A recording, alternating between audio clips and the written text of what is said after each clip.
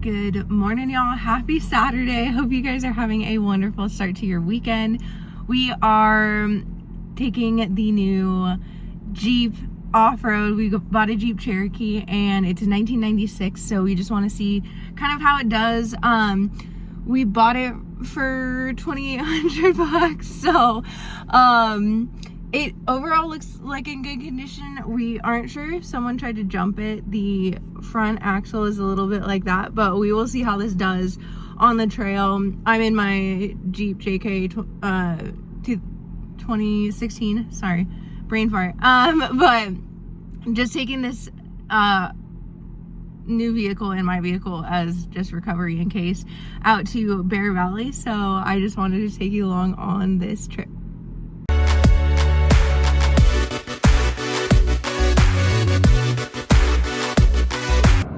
Alright, always an experiment when you buy a new car and take it out to the desert for the first time. It's just leaking a little bit of extra oil since it's overfilled, but just thought I would take you through a realistic day of trying to figure out a new car. So just in here, oil is overfilled. We're just gonna fix that really quick. Nothing terrible. We did just put new lights, and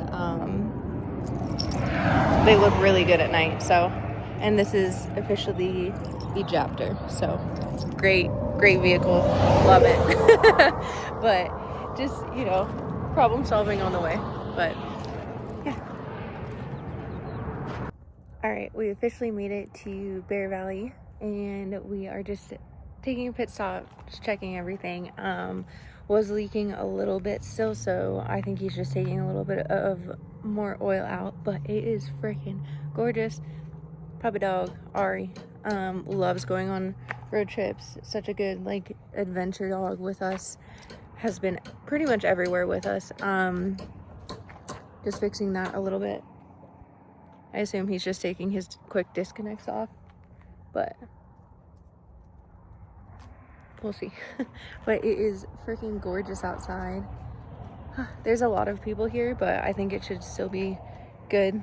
Last time we were on this trail, I was just sending it in my Jeep, so that was fun. But I will take you along this trail and let you know how the Cherokee does. All right, so taking off quick disconnects, had to completely take this one off because this is my second or third pair of quick disconnects from rough country. The nut likes to evacuate itself, and I did put Loctite on it, so that's fun, and then completely fucked up. So ordering our fourth pair. I may go with a different company because I'm just tired of ordering these because they're not expensive, but it's just like, fuck, these should be able to stay. Other side completely fine. So reality of owning an off-road vehicle, it's fine. But yeah, we're about to hit the trails and go have some fun.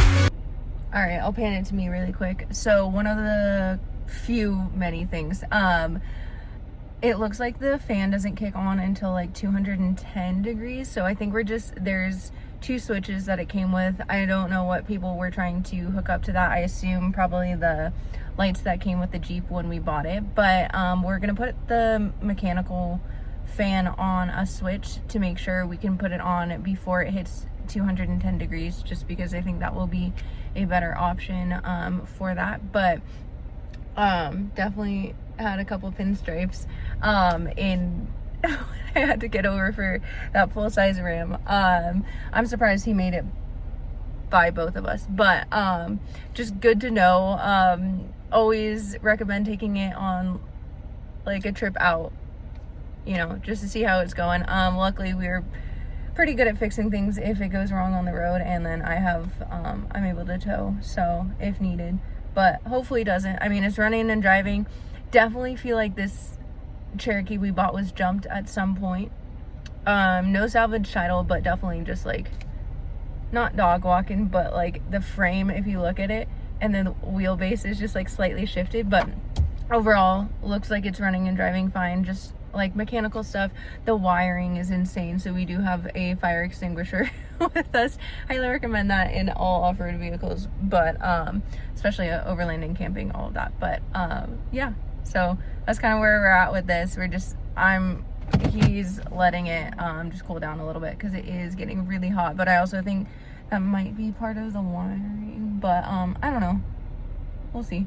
Just kind of figuring it out. New vehicle, you know, getting to know it. So, and then puppy head AC is on. I had someone ask me in the last video if I keep the AC on for her. Yes, in this Jeep I do. In the other Jeep, no, just because it's getting so hot.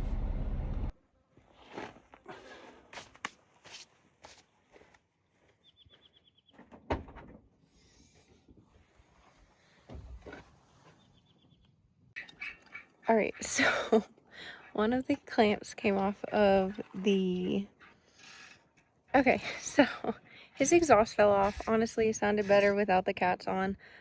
Sounded great, but we are just fixing that right now. And then one of the clamps is just, broken, so we'll have to fix that. But doing that right now, and then my dog is trying to dig and kick dirt onto my husband, so that's exciting. But just fixing that right now, and then should be back on the trail.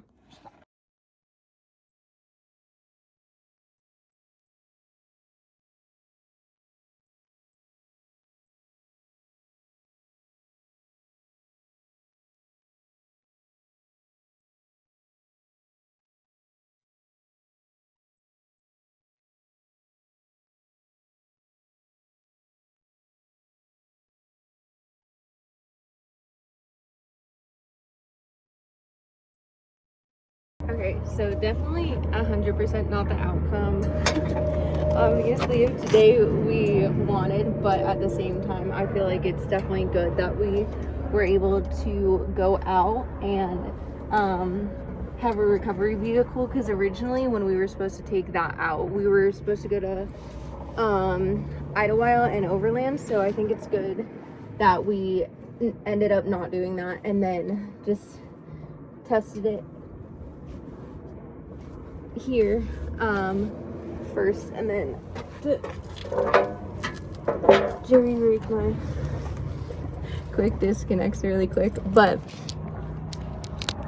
just, I mean, if you off-road, you know kind of what happens with buying a new vehicle and stuff. I've been very fortunate with the Jeep I got to have limited issues with it. Every time I make a right turn, since I put 35s on, that's not gonna work. I'll put you here. Sure. That's 100% gonna fall, but alright. Well, you're just gonna this is just gonna be the angle. But ever since I put 35s on my Jeep, oh fuck. I secured that shit. Such fun things. I need to move that up. But ever since I put 35s on, my ABS and traction control comes on, so that's new. So if anyone has had that happen, let me know. I think it's just a wire that I'm like pulling or hitting or something. Also, my traction control, for whatever reason, does not work, like the button, so that's always fun. But other than that, I have been very fortunate to have a Jeep that's really, really good. I got it was 32,000 miles, and it's a 2016, so garaged. But there were a couple weird things that came with it, but overall, like, no complaints whatsoever. And I daily this Jeep too, so I know that's not okay. hold on. I mean, I wish I could have a rig that was purely off-road, which this will probably become the purely off-road, and then I'll eventually probably get a truck or something, but that is the goal. Okay. Ouch. Okay, also quick disconnects are really hard to get on and off when you replace them. And I had to put Loctite, oh, that's the wrong way. I had to put Loctite on both of mine, because they kept fucking evacuating themselves. I don't know if anyone else has had rough country, but yeah, dude, this is potentially, I'm gonna have to buy my 4th pair of rough country quick disconnects. So if anyone has any suggestions on how to fucking keep the bolt from evacuating, I've tried Loctite, I've tried so many different things, but anyone has suggestions, I'm open to it. But I highly recommend a mallet when you also put these back on, because fuck, these hard to get back on. But yeah, that is kind of the wrap, and then I will probably make a separate video on what we are fixing on that Jeep